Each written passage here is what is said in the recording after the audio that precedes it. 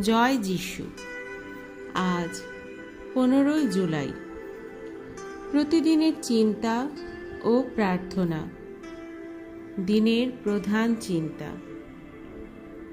যে ভাষা হৃদয়ের অন্তঃস্থল হতে আসে তাই সর্বশ্রেষ্ঠ। কহিতে পারি না আমি কি যে মোর অন্তরের ভাব, নাহি তার বচনের রূপ।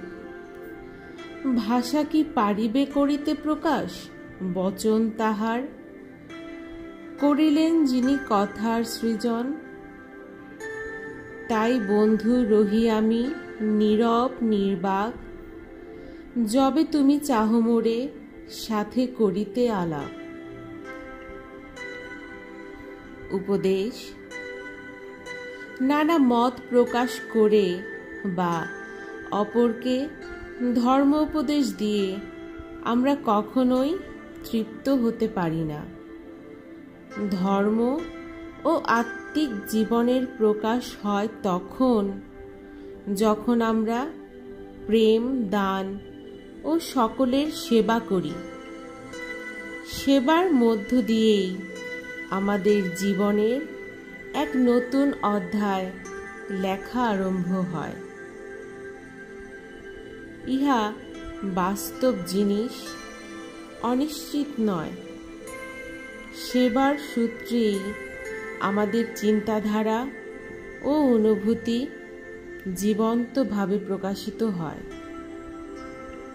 যদি আমাদের চিন্তা ও অনুভূতি সত্যনিষ্ঠ হয়, তবেই আমরা এই জীবনের কোনো আশীর্বাদ অপরকে না দিয়ে নিজে একা তা সহভাগ করতে চাই না।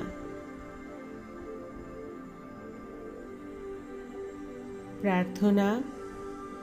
হে চিরন্তন সত্তা, তুমি তোমার সর্বব্যাপী প্রেমের দিকে আমার হৃদয়কে খুলে দাও।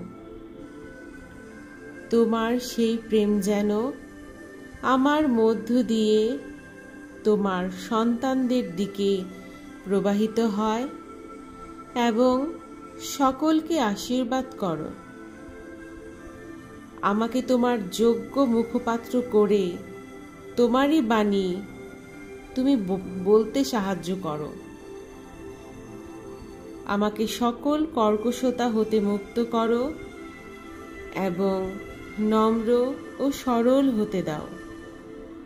আমার এই জীবন যেন তোমারই শান্তি বিকাশ করে এবং সকল অবসন্ন জীবনে আনন্দ এনে দেয়।